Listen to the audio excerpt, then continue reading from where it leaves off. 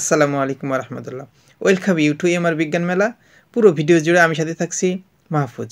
আগামীকাল ৩রা জানুয়ারি ২০২৫ রোজ শুক্রবার আসরের সালাতের পর অর্থাৎ বিকেল ৩টা ৪৫ ইনশাল্লাহুল আজিজ আমার প্রতিষ্ঠান এমআর বিজ্ঞান মেলার কার্যক্রম শুরু হবে ইনশাল্লাহুল আজিজ। আপনারা দোয়া রাখবেন আমার প্রতিষ্ঠানের জন্য। আমরা ব্যানারে প্রাথমিক, মাধ্যমিক এবং উচ্চ মাধ্যমিক শ্রেণীর গণিত, বিজ্ঞান এবং ইংরেজি বিষয়কে উল্লেখ করেছি এবং পরিকল্পনা সেভাবেই ছিল।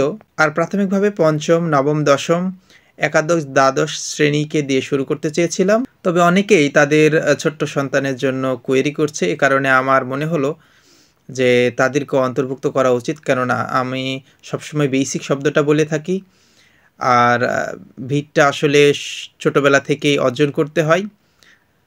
এই কারণেই আমার কাছে মনে হচ্ছিল যে ছোটদের যদি অ্যাড না করি তাহলে সেটা বোধহয় আমার প্যাশন থেকে আমাকে ছিটকে নিয়ে যাচ্ছে। সুতরাং আমি চেষ্টা করব তাদেরকে অন্তর্ভুক্ত করার এবং সে ধরনেরই সিদ্ধান্ত আমি নিয়েছি। তবে তখন বোধহয় আমাকে একা সবগুলো ক্লাস নেওয়া সম্ভবপর হয়ে উঠবে না। সুতরাং আমার এক্সট্রা হয়তো ২-১ জন শিক্ষক প্রয়োজন হবে।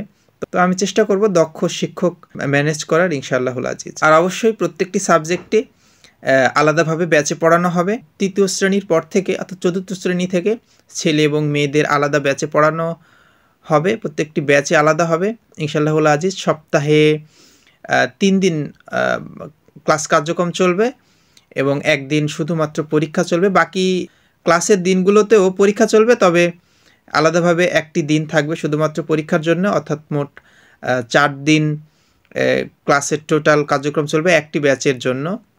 সবচেয়ে জরুরি যে বিষয়টা হলো সেটা হলো, আমি সবসময় চেয়েছি আমি যদি কোনো প্রতিষ্ঠান করি অবশ্যই সেই প্রতিষ্ঠানটা নৈতিক গুণসম্পন্ন একটি প্রতিষ্ঠান হবে।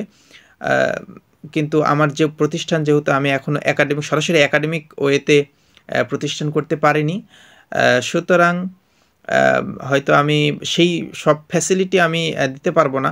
অন্তত একটি বিষয়কে আমি অন্তর্ভুক্ত করেছি, সেটা হলো আমার প্রতিষ্ঠানে প্রাথমিক ভর্তির যোগ্যতা হলো প্রাপ্তবয়স্ক মুসলিম শিক্ষার্থীদের অবশ্যই ৫ ওয়াক্ত সালাত আদায় করতেই হবে। এই শর্ত পূরণ করতে যদি আমার প্রতিষ্ঠানে আমি কাউকেই না পাই, কোনো শিক্ষার্থীকেই না পাই, তারপরেও এই শর্ত অবশ্যই বজায় থাকবে ইনশাআল্লাহুল আজিজ। আর অন্য ধর্মাবলম্বী যারা রয়েছে তাদের বিষয়টা তো আসলে ভিন্ন। তবে যেসব যারা নিজেকে মুসলিম দাবি করবে অবশ্যই তাকে সালাত আদায় করতেই হবে। কেননা সালাত ব্যতীত আসলে সে তো মুসলিম থাকবে না। আমি চাই আমার সন্তান, আমার প্রত্যেকটা শিক্ষার্থী যাতে নিজেকে মুসলিম দাবি করে এবং সেই কথাই সে সত্যবাদী হিসেবে পরিগণিত হয় এবং আমার প্রতিষ্ঠানটা সত্যবাদীদের প্রতিষ্ঠান হিসেবে প্রথম যাত্রা শুরু করে, এটাই আমার ইচ্ছা।